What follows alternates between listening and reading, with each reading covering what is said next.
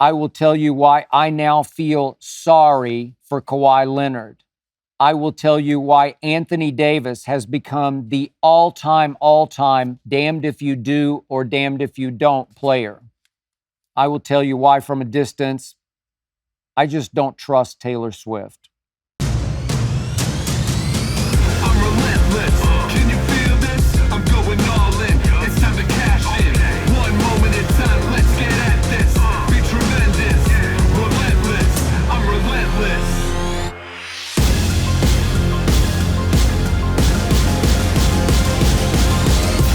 Here we go. This is the Skip Bayless Show, episode 89, in honor of the baddest tight end ever there was, Mike Ditka.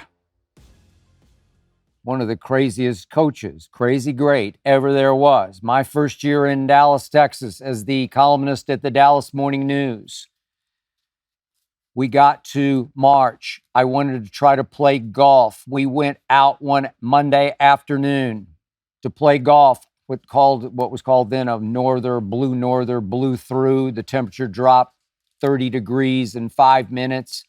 It was just too cold and windy to try to play our first round of golf that spring. So we adjourned to the golf course restaurant overlooking the golf course, and we looked up the fairway we could see, which was the 9th fairway. And here came a solitary golfer still playing out in the cold and the wind. And I looked harder, and I realized it was an assistant coach for the Dallas Cowboys, a guy named Mike Ditka. I said it had to be Ditka. He's crazy enough to play out in that weather.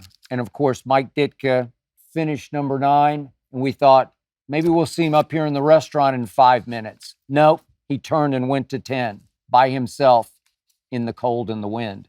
That was Ditka.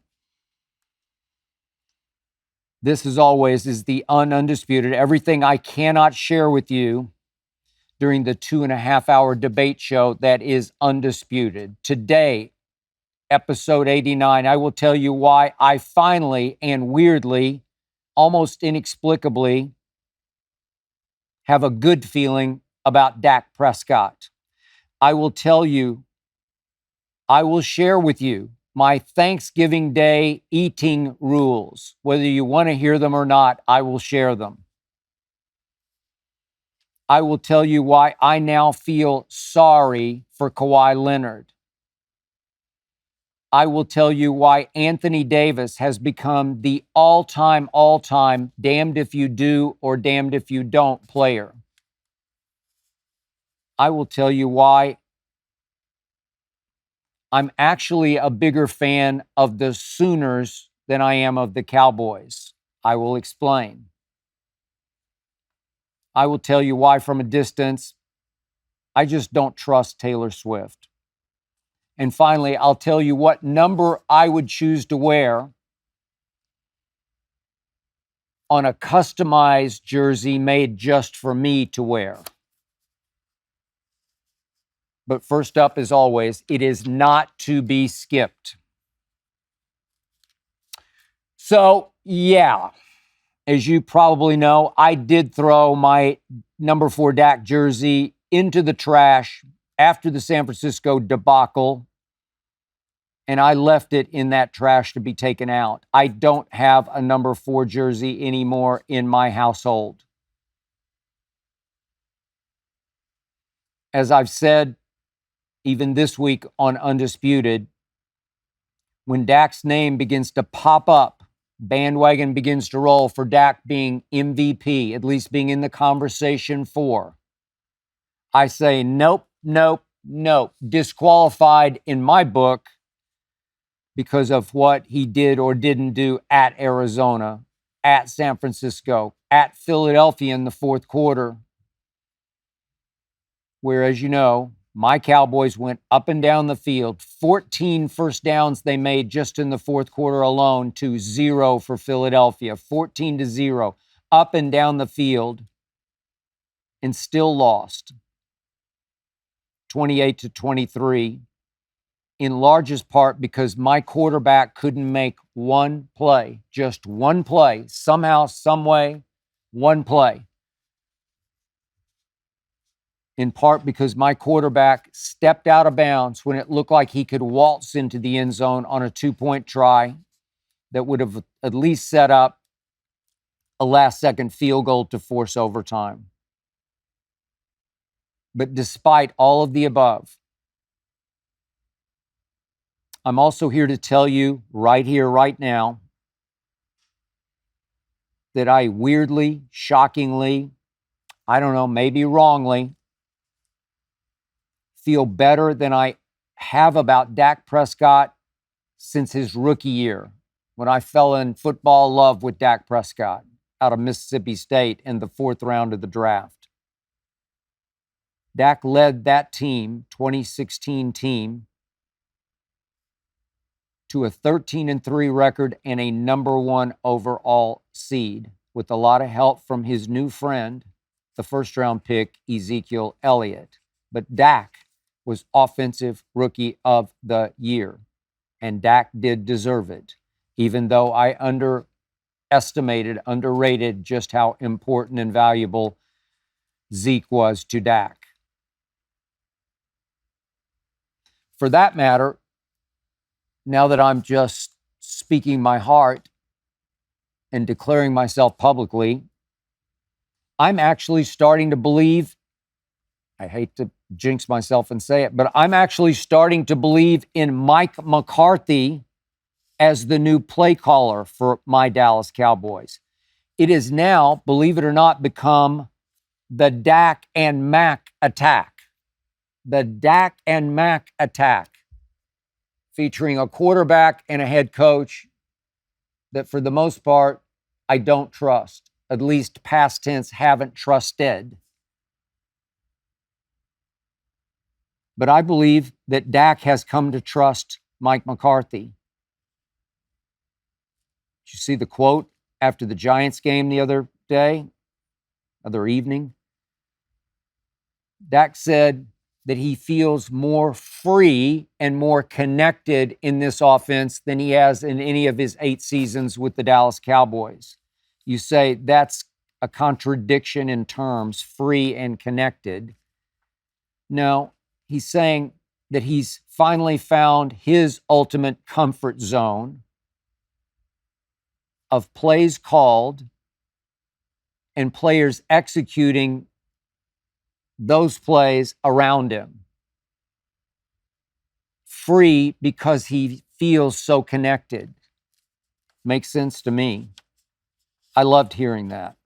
Quote of the year so far from Dak Prescott. But now we arrive crashing headlong into the question facing the 2023 Dallas Cowboys. They are 6-3 without having beaten a single team with a winning record. So, question. Are they in truth just front-running frauds who bully bad teams but get bullied by good ones, such as San Francisco and Philadelphia? My answer to that question is no, no, no, no, no, no, no, no, no. My Dallas Cowboys are going to go to Carolina and beat up on Carolina. Then they are at least going to beat Washington on Thanksgiving Day at Jerry World. Then at home, they are going to beat Seattle and beat Philadelphia. Remember, at home, because they have now won 13 straight games at home. You ready for this? By an average score of 36-18. 36-18 over 13 straight home wins. That is extraordinary. That is legit. That is real. That you can take to your NFL bank.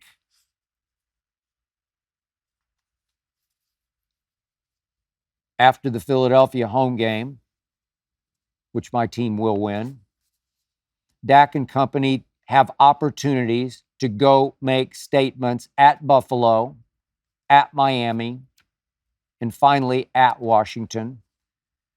They have another great opportunity to make a home statement against the surging, have arrived Detroit Lions. It's a tough closing schedule, but I love it because I love the opportunity to show on Undisputed Keyshawn Johnson, Richard Sherman, that we are not fraudulent. Even the blindest Cowboy hater out there would have to admit that my team has shown it is capable of winning every game left on its schedule, all 8. I'm not saying they will win all 8 because they almost certainly will not, but they are very capable of winning out because they are that good. This is the most explosive team in the National Football League on both sides of the ball. I'll throw in the special teams. This is a triple threat of explosive football, the likes of which nobody in this league can equal. No team can equal the triple threat explosiveness of my Dallas Cowboys. I want you to think about this. Nope, they haven't beaten a winning team yet, but 5 of their 6 wins are by an average score of 40-10.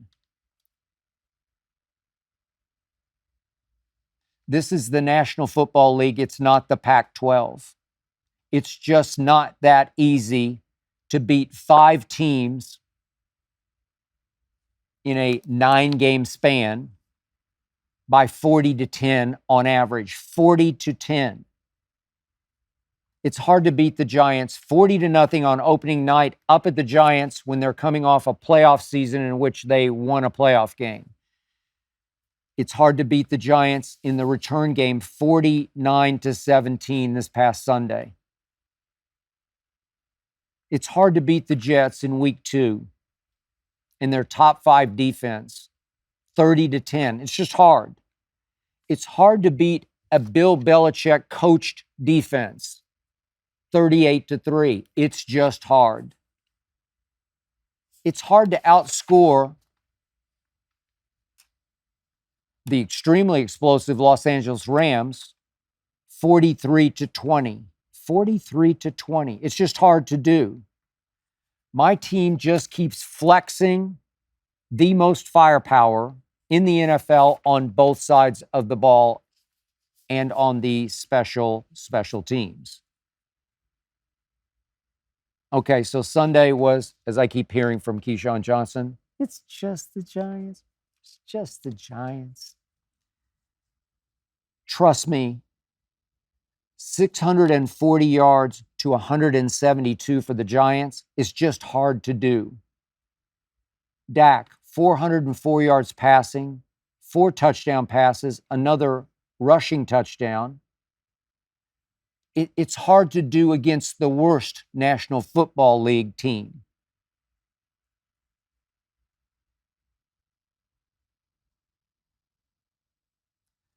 I'm sorry, maybe I'm overreacting, but I am speaking from the bottom of my soul. You know I'm hard on Dak, maybe too hard on Dak, the crazed Cowboy fan that I've been since I was 10 years of age. But I truly liked the way he operated on Sunday, albeit against the Giants. I liked his body language. I liked his swagger. I liked his aura. He came across as supremely confident and, even more important, happy. Dak just looked happy on Sunday, happy in the new offense orchestrated by Mike McCarthy. This is his 8th season, but he appears to me to be at the peak of his powers, in the heart of his prime. And he's finally figured out he has at his fingertips an unguardable top 5 receiver in CD Lamb. CD baby, as I often tweet. I cannot tell you how difficult it was to hang in on Undisputed against a Keyshawn Johnson, who once upon a time was the first overall pick in the draft as a receiver. I can't tell you how hard it was to hang in on Undisputed against a Richard Sherman, one of the best cornerbacks in NFL history. Top 10 cornerback. He can make a case for top 5, top 3. Richard Sherman and Keyshawn Johnson went after me show after show.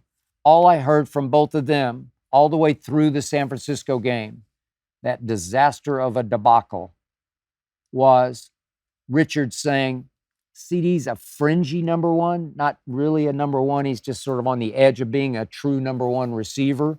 And Keyshawn doing this, there's just something missing.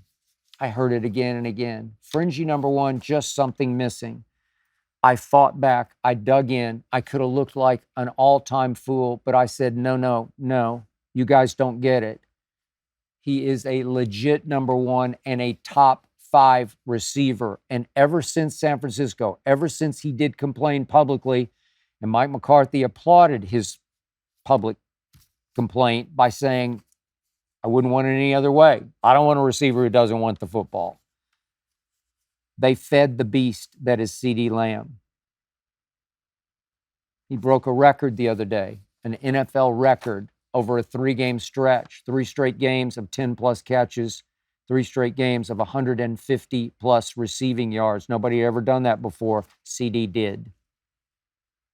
Then I look up during Sunday's game and I see this kid, Jalen Brooks, 7th-round pick. I didn't even know who he was.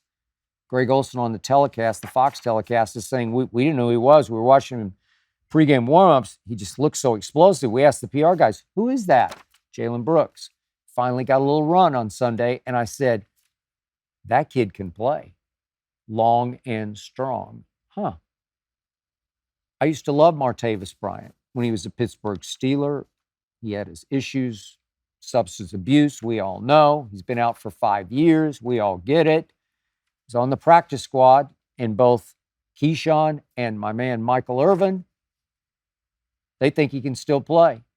Hope so. All of a sudden, we're starting to look deep at receiver when at the trade deadline, we didn't add a receiver and looked a little scary shallow. Our run game, it's been a little sketchy, but all of a sudden I started seeing a little more pop from Tony Pollard on Sunday, albeit against the Giants, and Rico Dowdle can pound the rock. Right now, Rico Dowdle is better than Zeke. Right now. Not the Zeke of yore, not the Zeke of 2016, 17, and 18. Rico Dowdle. He packs more of a wallop right now than Zeke does for the New England Patriots. My run game is starting to look pretty potent. My Dallas Cowboys are second in the NFL in scoring. 30 a game to Miami's 32. Miami, the most prolific offense, the most explosive offense ever. They're 32, we're 30. But we haven't played anybody. All year, I have said again and again, going back to the summertime, my team will go as far this year as my Micah, 11 from heaven, Micah Parsons, and my defense carries said team. Said it again and again. By the way, my defense right now is 4th in points allowed, which is pretty great considering you gave up 42 at San Francisco and 28 at Arizona and 28 at Philadelphia. But you're still 4th in points allowed. Pretty great. But now I've got to amend the statement I've made again and again. I'm now to the point where I believe with all my Cowboy-loving heart and soul that my Dallas Cowboys will go as far as Micah's defense and the Dak and Mac attack carry us. which very well could be all the way to a Super Bowl. First question is from Mo from Chatsworth out here in Southern California in the LA area.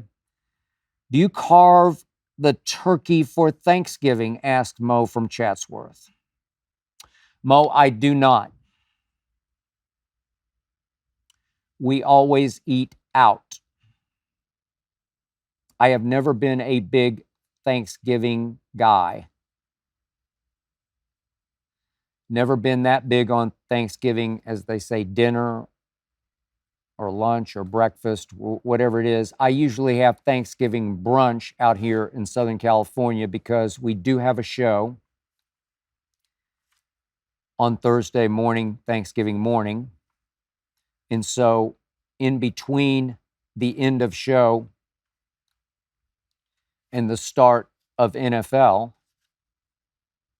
usually my wife Ernestine, her sister Joyce, and I just go out and grab, quote unquote, Thanksgiving, whatever you want to call it, brunch.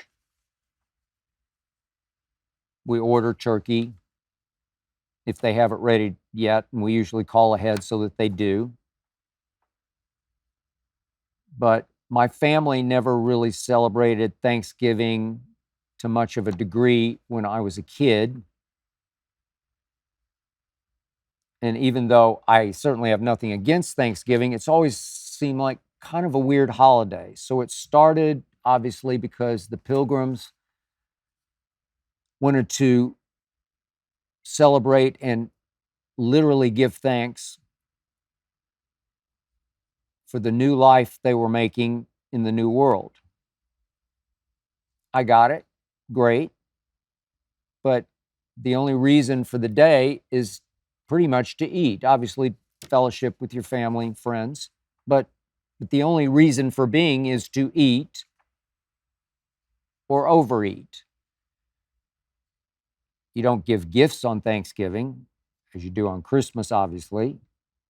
You don't go to parties on Thanksgiving the way you would on New Year's. You just eat, and then you watch the Cowboys, right? Isn't that America's tradition? For me, as I began to grow up, I began to realize it could be a real threatening day because it's National Overeating Day. It's actually National Gluttony Day for many because you can pretty much get drunk on food on Thanksgiving Day. Certainly get your fill of tryptophan, which puts a lot of people to sleep during the Cowboy game.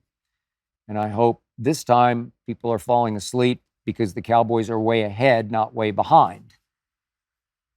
But if you would allow me, if you would suffer me, the stick in the mud that I can be, I'm going to impart to you my cautionary tale and my Thanksgiving Day eating rules, which should apply year-round, if you so choose.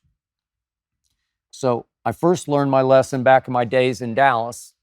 I would always get up early on Thanksgiving morning. There would always be a Cowboy game at home in the afternoon, obviously, but I would get up early to run a race called the Turkey Trot in downtown Dallas. Loved it.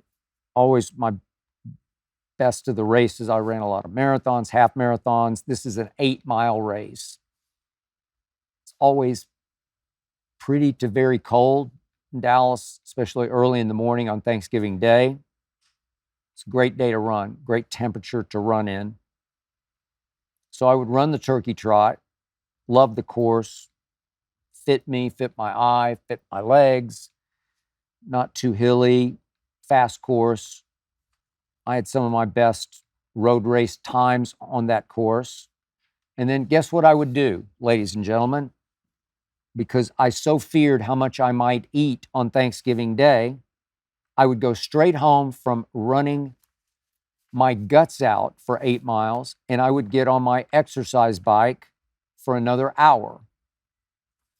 It's called exercise bulimia, where you're trying to run to eat instead of eat to run. You're actually trying to, instead of actually trying to vomit up your food, you're trying to preface all that you might eat with burning so many calories that you can eat. But trust me, you can't do enough exercise to offset the caloric intake of the usual Thanksgiving Day meal. It's just impossible. So I would realize that I would then, back in my days in Dallas, go pig out. Just eat without a plan. Eat what my eyes saw. You want more? You want another? You want a third? You want a fourth helping? Yep. And it never made me happy to eat that much. So I learned over time, you have to have a plan on Thanksgiving Day. If you want to do 2 servings of turkey, plan it out. I'm going to have 2 servings of turkey and I'm going to stop. If you want to have 2 servings of dressing, great, stop. 2 cranberry sauce, great, stop. Whatever else, all your side dishes that you might love, even macaroni and cheese, whatever you love, maybe 2 helpings and stop. Do you like pumpkin pie? 2 pieces and stop. If you go in with a plan, I think when it's over, you'll feel a lot better about yourself. I think you'll respect yourself more. I think you'll be happier on Thanksgiving night. I think your clothes will like you more. And I cap this off with, speaking of eating plans, I'll give you an example of how I really got thrown a food curveball. Just the other day, we shot a commercial, which I hope will air on Thanksgiving Day, for Undisputed. It was a long day, Saturday shoot.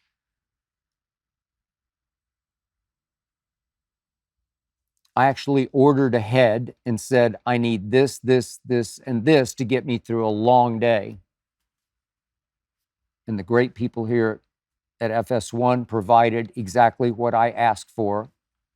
So I had a plan of what I was going to eat, but I did not realize this long day was catered 5-star. And every time I turned around, there was more food being offered to me on platters being carried around to the crew and the talent. Michael Irvin was there, Keyshawn was there. It was quite a production. Take after take after take. And you're a little nervous, you're a little jittery, and it's easy to nervous eat. But I had my plan, and even though I got thrown the food curveball, I said no to everything that was offered to me, every single thing, and I felt so proud of myself as I drove home that night because I avoided all the pitfalls I used to fall right into. Because in the bad old days, my exercise bulimia days, if you offered, I'd say, yeah, I ran this morning. Yeah. And I did. I ran that morning. Ran on my treadmill for an hour. Ran pretty well, pretty hard. So I could maybe, quote unquote, get away with it. Not with that. I was getting offered things I would never think about eating, but it was free and it was right there. And I was worn out, a little nervous about what was going on. So yeah, no. Just my 2 cents. Stick in the mud that I am. Just have a plan and you'll be much happier. This is Dominic from New York. Would you rather be a quarterback in the Hall of Fame or a quarterback who has won a Super Bowl but is not in the Hall of Fame? That is a smart question. So you're asking me, Dominic, would I rather be Dan Marino or Eli Manning? Dan Marino, to me, was the greatest thrower of the football ever, even beyond Aaron Bleepin' Rodgers. Dan Marino was a first ballot Hall of Famer. Dan Marino played in one Super Bowl, unfortunately, up against Joe Montana. And he lost pretty badly. I forgot to look up the score, but I was there that day at Stanford Stadium, believe it or not, in Palo Alto, out on the farm. Seems like it was 38-16. Don't hold me to that. But he lost convincingly, did Dan Marino, to the second best quarterback ever, to me, Joe Montana. No real shame in that, but no Super Bowl rings. So would I rather be Dan Marino or Eli? I'd rather be Eli. Eli Manning is not a Hall of Famer. Eli Manning led the National Football League in interceptions, not once or twice, 3 times. Eli played 16 years and made 4 Pro Bowls. Not bad, but 4 out of 16. His overall regular season record, Eli Manning, this is Eli Manning, was 117 and 117. He was a 500 quarterback. But guess what? Eli was 8-4 in the postseason. Eli twice beat the greatest quarterback ever, you know who that is, in Super Bowls. Twice, Eli Manning was the Super Bowl MVP. 2-0 in Super Bowls.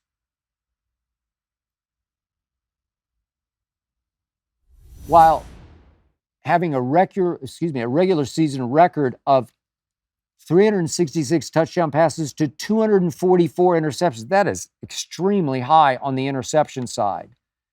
So one of the all-time worst interception throwers beat Tom Brady twice in the Super Bowl and was the Super Bowl MVP. Give me some of that. I'll take that over Dan Marino. I just will. I'll take that. That's everlasting glory. For that matter, I'll take Joe Flacco over Dan Marino. I'll take Joe Flacco over Dan Marino. Joe Flacco, as Bill Parcells used to say, he was just a jag, just another guy in the regular season. His record was okay because he played for some really good Baltimore teams, as you know. 99 and 81 as a starting quarterback. Did he make a Pro Bowl? None. 0.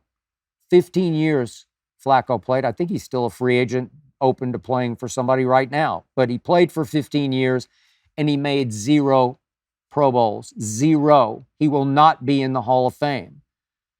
But his postseason belongs in the Hall of Fame. Maybe in a special wing, just those numbers alone. My God. Joe Flacco in the postseason. 10-5 record in the postseason. 25 touchdowns to 10 interceptions. 25-10 in the postseason. And he swept through in 2012 with 11 touchdowns to 0 interceptions and won the Super Bowl. And he was the Super Bowl MVP.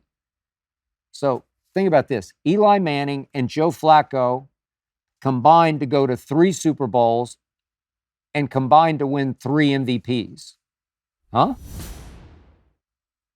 Neither Super Bowl worthy, but their postseasons, yep.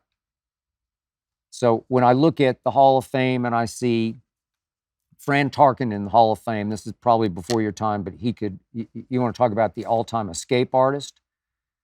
Fran Tarkenton did not win a Super Bowl, but he at least played in 3. That's pretty great. Jim Kelly, Hall of Fame, didn't win a Super Bowl, but he played in 4. I'll take that. The only other Hall of Famer who didn't win it all was Dan Fouts, as prolific a passer as ever there was. Dan never played in a Super Bowl. So that's another guy where I'll, like, between the two Dans, Dan Marino and Dan Fouts, give me Eli and give me the guy in the regular season I always call Joe Flacco. This is Ty from LA. Are you still a fan of Kawhi as in Leonard? Yes, I am. He's a longtime Spurs fan, a Duncan Ginobili Parker fan.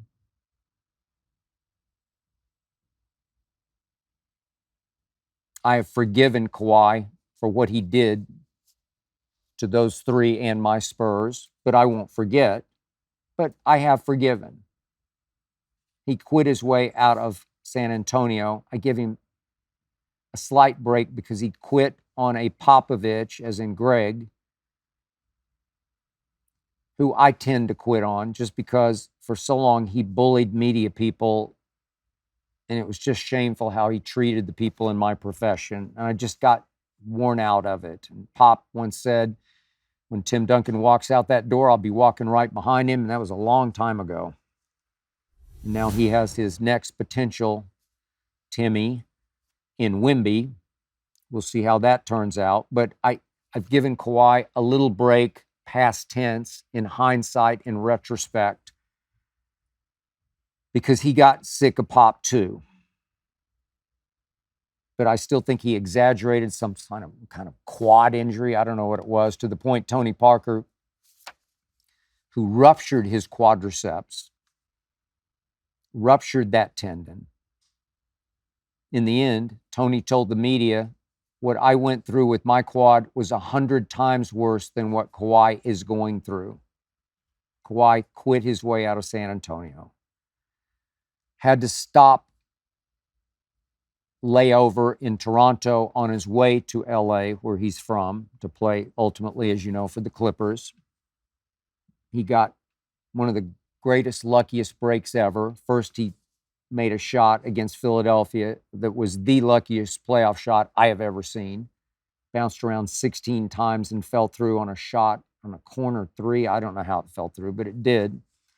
He was living right in that finals. There was no KD. KD tried to come back on his bad calf, ruptured his Achilles. Klay Thompson blew out his knee, as you recall, late in that series, and Kawhi broke through.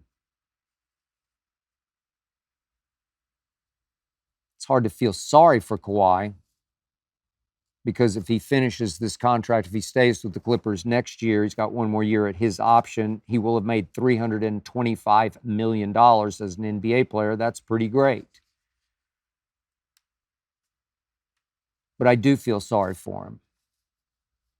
He's got creaky knees, arthritic knees, multiple surgeries, never quite right. So far, so good this year. Trust me, because I know a lot of people around Kawhi. I'm close with people who are close with him. Nobody works harder.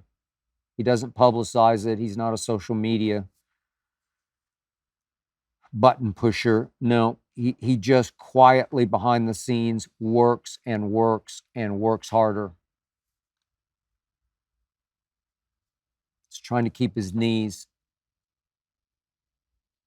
just barely above water where he can make it through without, speaking of water, swelling. Make it through this year, make it into the postseason at maybe 80%. But I feel sorry for him because he's now stuck on a team with three other quote-unquote superstars I don't trust. I'm sorry, I just don't. Let's start with Russell Westbrook, the most athletic point guard ever. Plays with the highest energy of maybe any player I can ever remember.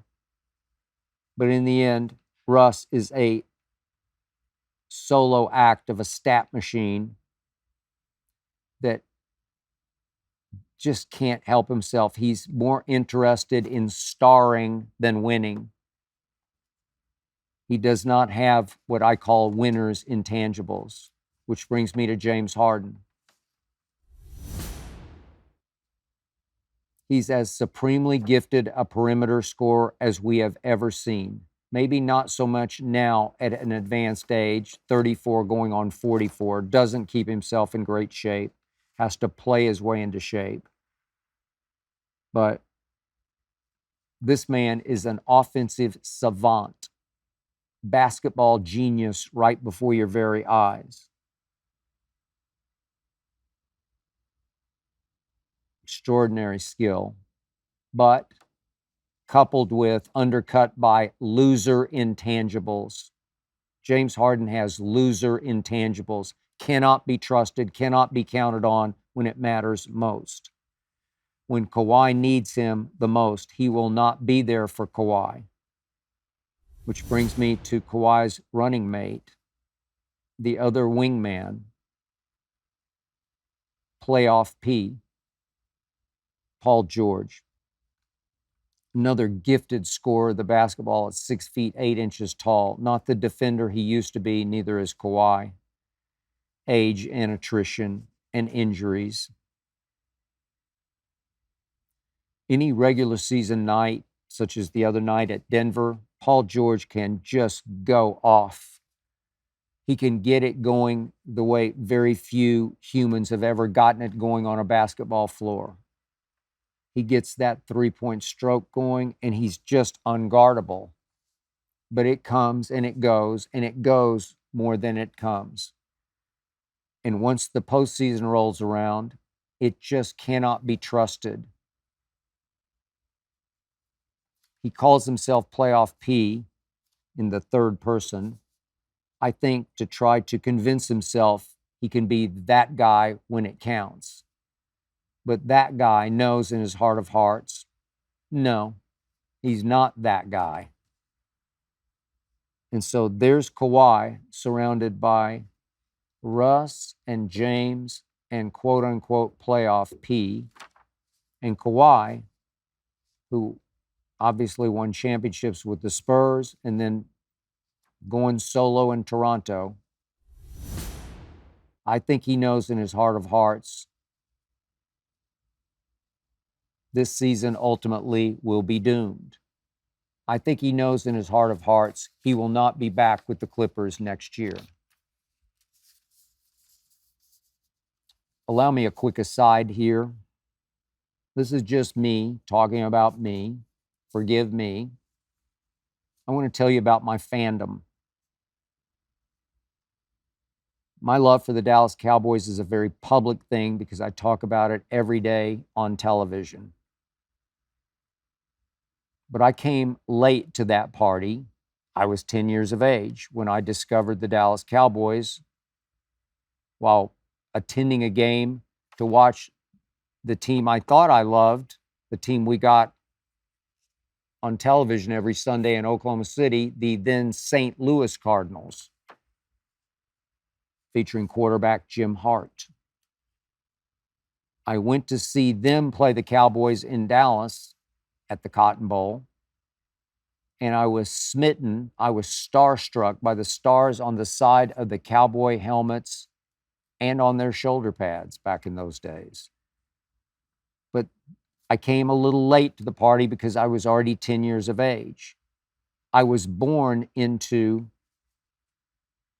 rooting for the team that plays just up the road from Oklahoma City, where I grew up, in Norman, Oklahoma, a team called the Oklahoma Sooners. My Sooner love is a very private thing to me. I talk about it occasionally, but only occasionally. I tweet about it occasionally. But I was born into it only because it was all around me. I couldn't help it. My grandfather had season tickets. My parents weren't sports fans, but my grandfather, and I had many cousins above me on the pecking order, always took one cousin to an Oklahoma game in Norman. And I've told you this story before. I just happened to go at age 5 to a game none of my older relatives wanted to attend. It was Notre Dame coming to Norman. The Fighting Irish had just lost badly at Navy. They were, I think it was 18-point dogs at Norman against a team that had won 47 straight games. 47 straight games. I was steeped. I got born into this. And that day, sitting with my grandfather at age 5, I endured the first loss in 47 games at home, 7-0 to the Fighting Irish. It was a long and silent ride home. So my point to you is, just for a little background, my heart belongs to the Cowboys, but my soul belongs to my Sooners. And I'll tell you why. So many of my friends I grew up with stayed in Oklahoma, Oklahoma City, Tulsa. They never left the confines, except maybe on vacation, while I went away to Vanderbilt, Nashville, Tennessee. Summers during college, I worked in New York and in Chicago. I got to see it from the outside in and got to feel what much of the rest of the country felt about Oklahoma. I could tell that people looked down their noses at me when I said, "Oh, I'm from Oklahoma City." "You are? Like you're from the backwoods? You're a hick from the sticks?" And you can say I make too much of this. This is way before my time, but I'll tell you what happened, and I'll tell you why the Sooners are the Sooners. 1939, there was a movie made. It was a great year for movies, Wizard of Oz. But in 1939, a movie was made off one of the greatest books ever written, as far as the writing went. Maybe not the content, but the writing. That movie was The Grapes of Wrath. Henry Fonda won the Academy Award.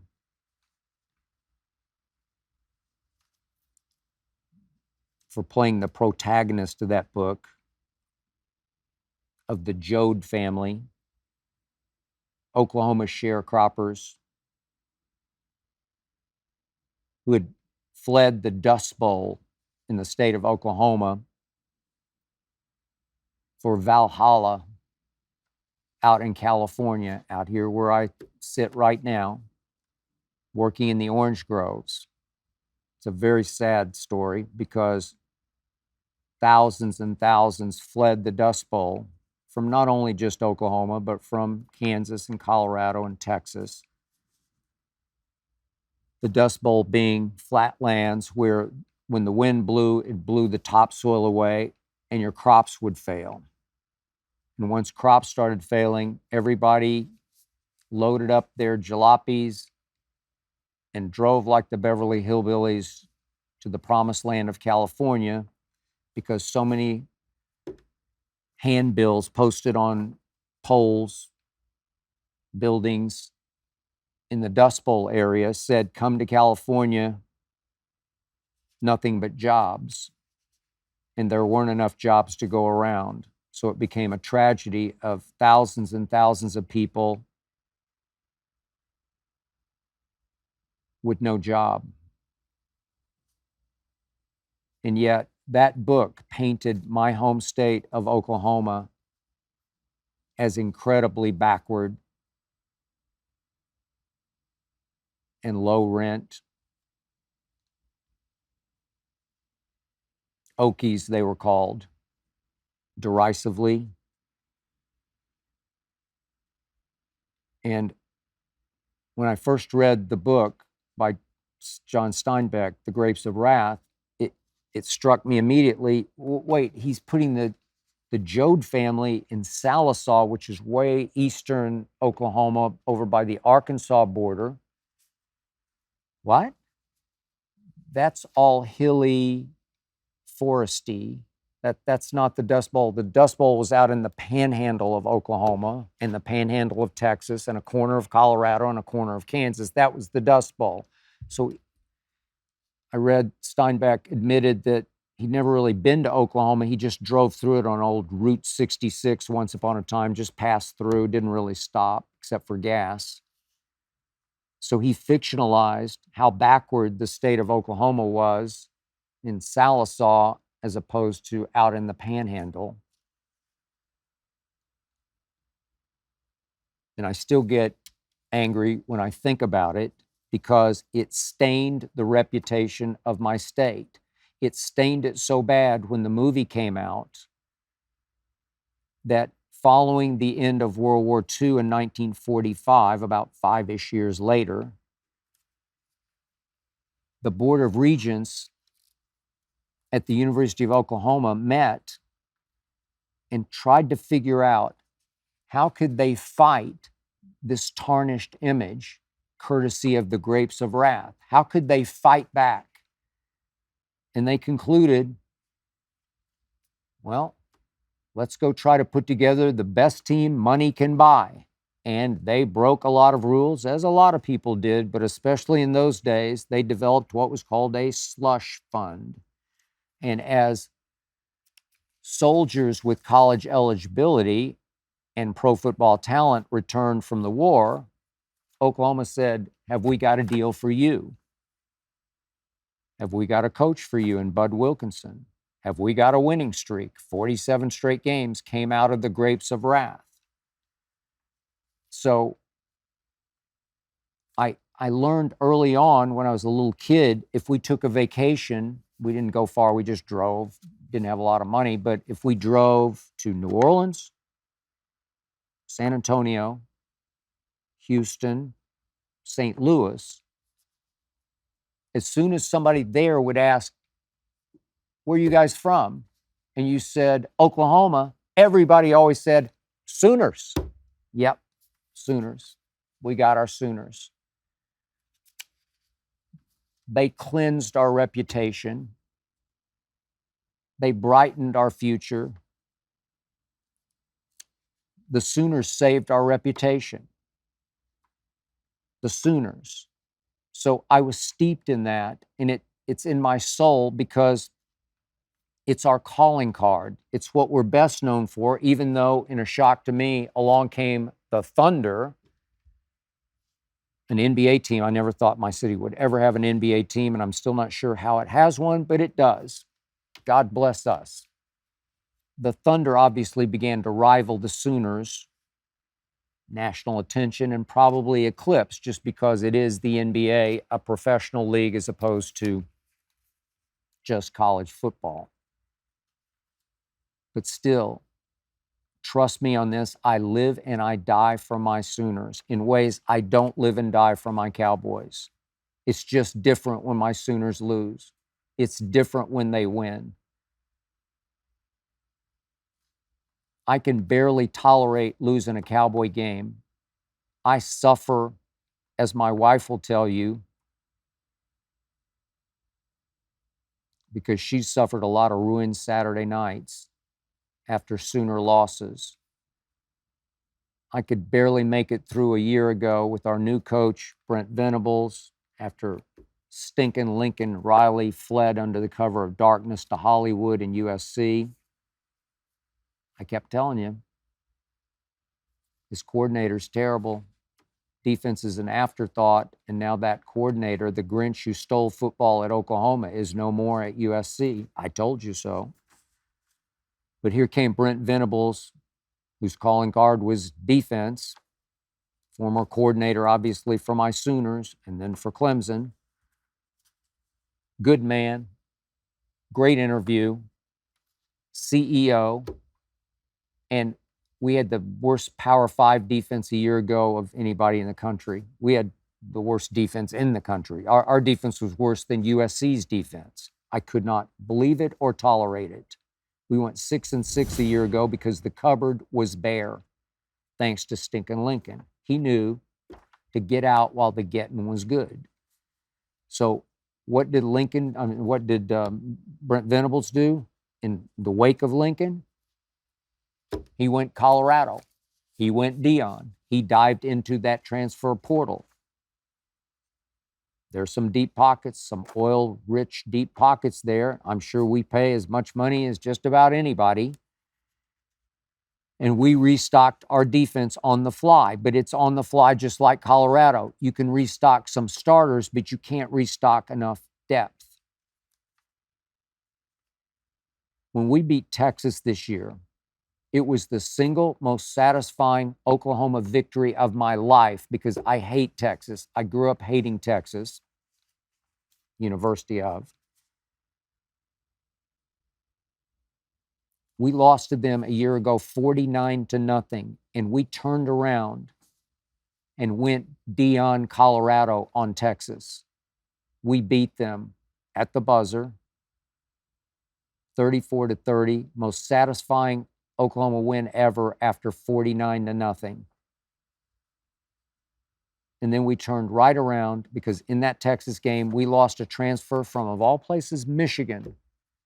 Andrell Anthony, stud receiver. Trust me, he'll play on Sundays. He was changing life at Oklahoma as our number one CeeDee Lamb of a receiver.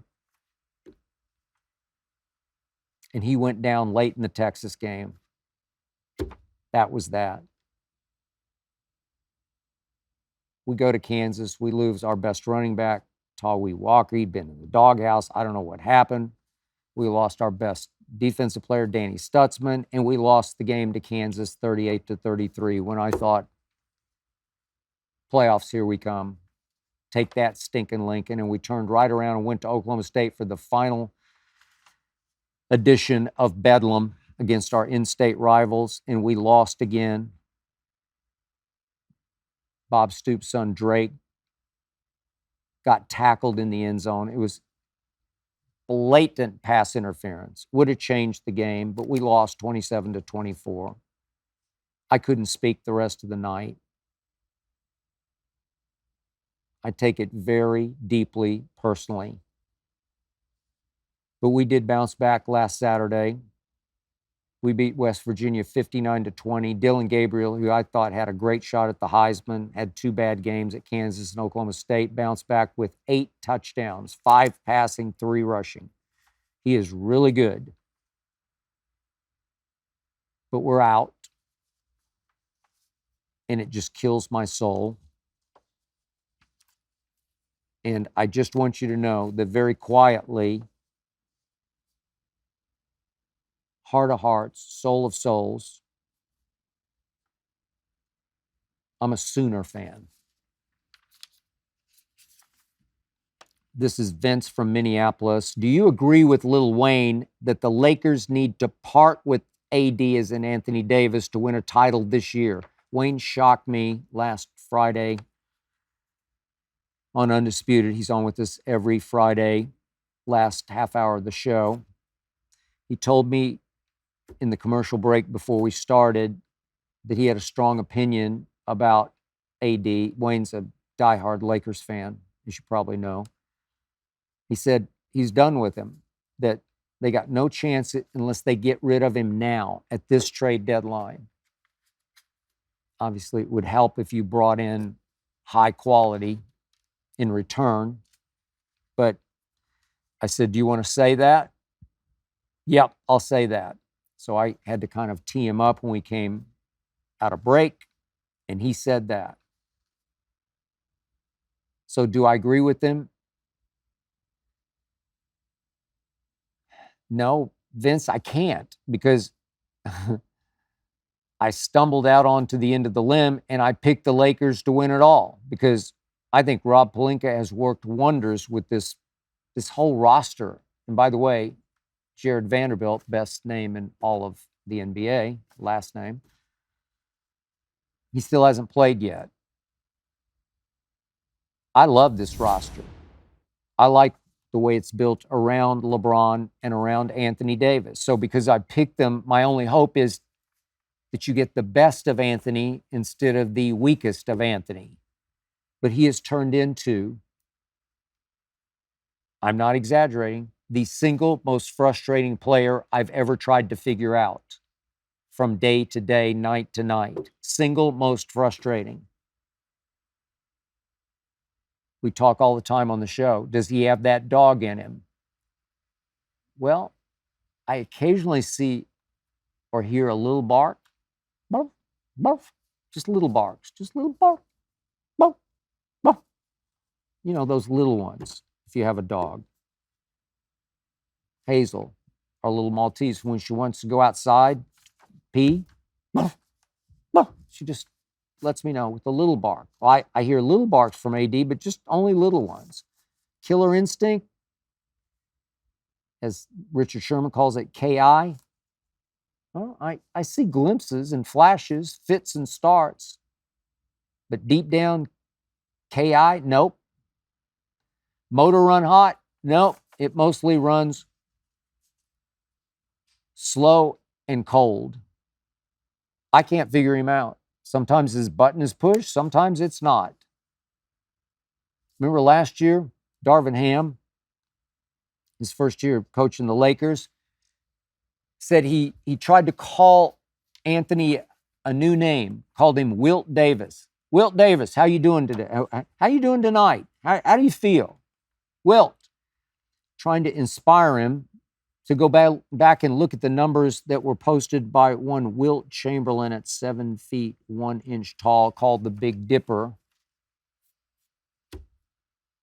Wilt averaged for his career 30 points and 23 rebounds. He was the all-time stat machine.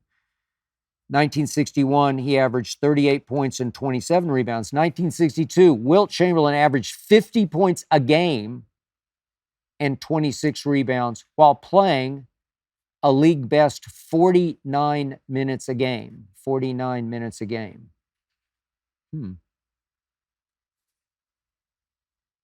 Played every game, every minute.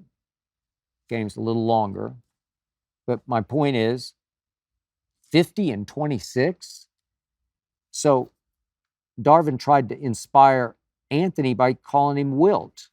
And yet the irony of that to me is that Wilt's before my time, but I heard a lot about him.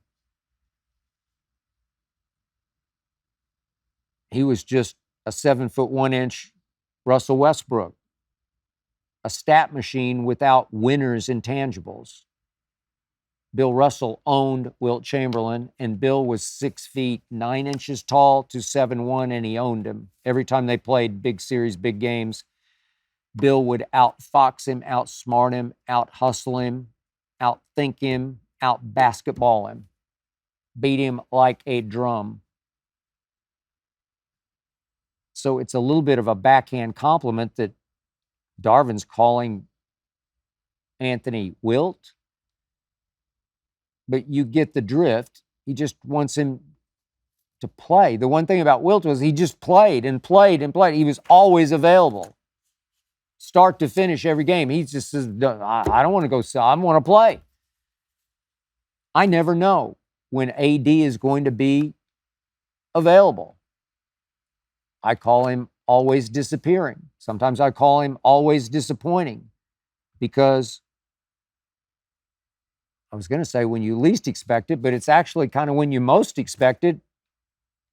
He's got this little injury or that little injury, or he's sick, or he's something, he doesn't want to play. He's out.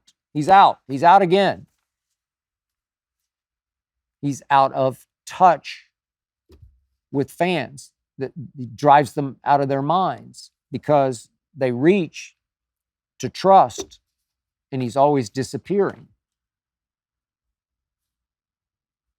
Anthony Davis is the all-time damned if you do or damned if you don't player.